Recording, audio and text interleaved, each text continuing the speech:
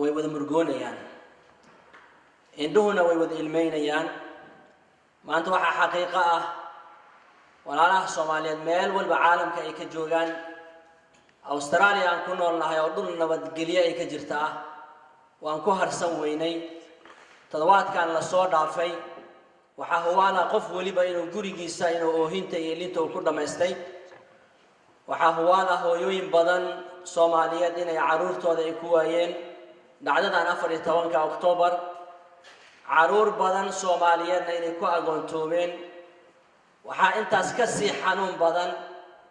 dibka aan aragnay intaas la eg inuu inoo geestay walaal Soomaaliyeed waxa ka sii xanuun badan in uu soo diray aabo Soomaaliyeed run ahaantii ummadda Soomaaliyeed meel walba ay joogaan dareenkooda way ka muujiyeen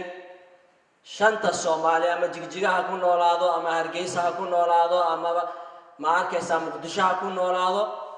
dareenkeeni wadaniyad iyo Soomaalinimo iyo walaaltinimo waa muujinay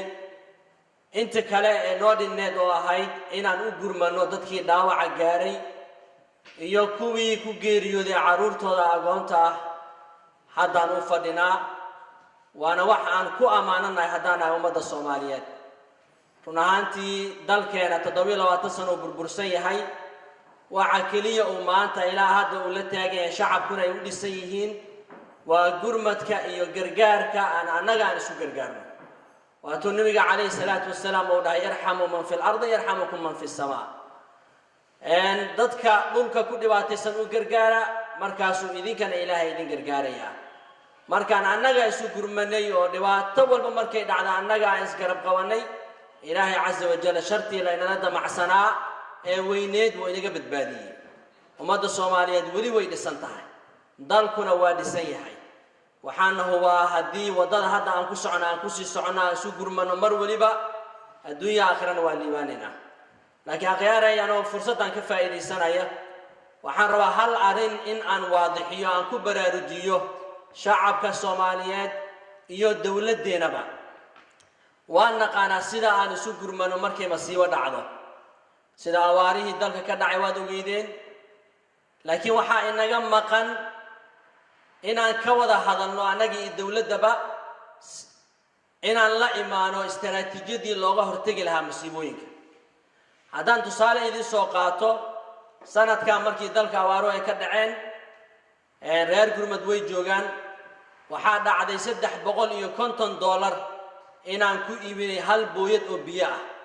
oo laga yaabo tuuladaasi hal maalin inay wada isticmaalayaan labada bil awaartu ay jirtay hadii maalin walba hal booyad biyo ah oo loo iibiyo ilaa 20 kun ay gaaraysaa hadii laakiin 20 kun ka hortag ahaan maanta kale oo isticmaali lahayn oo aan ceel ku sii qodi lahayn ummaduna way badbaadi lahaayeen ma arkaysa lacagtaasna way badbaadi lahayn waxaan ula jeedaa qarax inuu dhaco maanta uma horeyso tan iyo dawladii Cabdullaahi Yuusuf dalka qarax uu ka dhici jiray waxaa dhici jirtay in gaari ma arkaysa miina lagu soo xiro